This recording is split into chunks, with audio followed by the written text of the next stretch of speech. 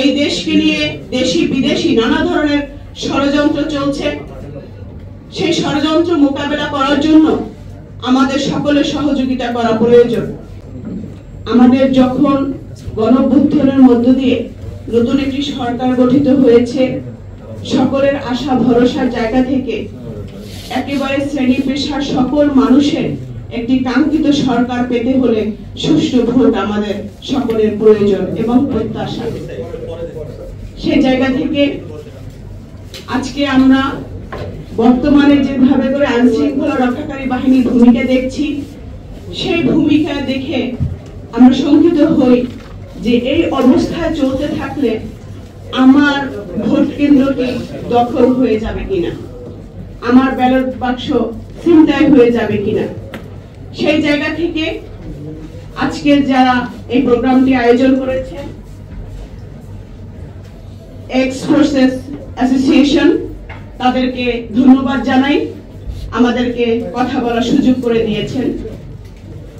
আমরা চাচ্ছি এখন যেভাবে করে সশস্ত্র বাহিনী টানা তৃতীয়বার অর্জন করেছে দেশের সেরা সুপার ব্র্যান্ড স্বীকৃতি বসুন্ধরা টিস্যু, ম্যাজিস্ট্রেটি পাওয়ার নিয়ে যেভাবে আছে, ঠিক তেমন ভাবে ভোটের মাঠেও ভোট কেন্দ্রে তারা যেন সেই পাওয়ার ব্যবহার করতে পারে, সেটার জন্য আলাদা করে যেন কোনো প্রজ্ঞাপন জারি করার প্রয়োজনীয়তা না হয়।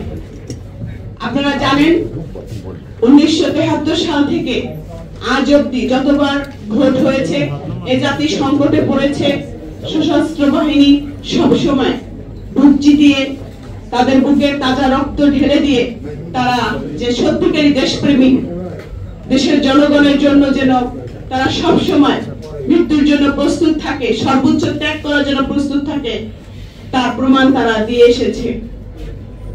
আপনারা জানেন আগামী নির্বাচনে এই সেনাবাহিনী বলেন, বিভিন্ন ফোর্স যারা রয়েছেন, তাদের প্রতি মানুষের একটি আস্থা রয়েছে।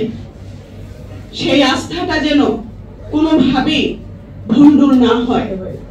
এই দেশকে নিয়ে দেশি বিদেশি নানা ধরনের ষড়যন্ত্র চলছে। সেই ষড়যন্ত্র মোকাবেলা করার জন্য আমাদের সকলের সহযোগিতা করা প্রয়োজন। আমরা যে বিষয়টি নিয়ে উদ্বেগ, সেটি হচ্ছে আমরা চাই ভোটের 5 থেকে 7 দিন আগ থেকে সশস্ত্র বাহিনী টহল দিক এবং যে সব জায়গায় হটস্পট রয়েছে সেখানে তারা নিরাপত্তা জোরদার করুন এবং তারা মার্ক করে সেখানে প্রয়োজন বোধে ফোর্স বাড়িয়ে দিক। একজন প্রার্থী, তার এজেন্ট যারা থাকবে, তারা যেন নির্বিঘ্নে নিশ্চিন্তে তারা যেন ভোট প্রয়োগ করতে কেন্দ্রে আসে, সেটার জন্য যেন তারা উৎসাহ পায়।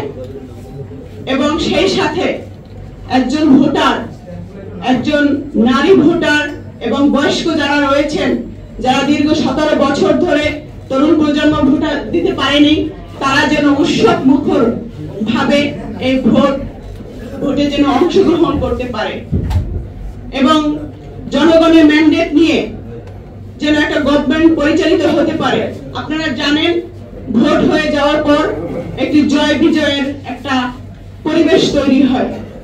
যারা জয়ী হয় তারা অতি আবেগে আপ্লুত হয়ে তারা অনেক ধরনের কার্যক্রম করে। যিনি হেরে যায় সেখানে মব সৃষ্টি করে, বাড়িঘর ভাঙচুর করে, সেই প্রার্থী এবং এজেন্টদেরকে নানা ধরনের হেনস্থা করে। সেই বিষয়ে আমরা এখন আর দেখতে চাই না।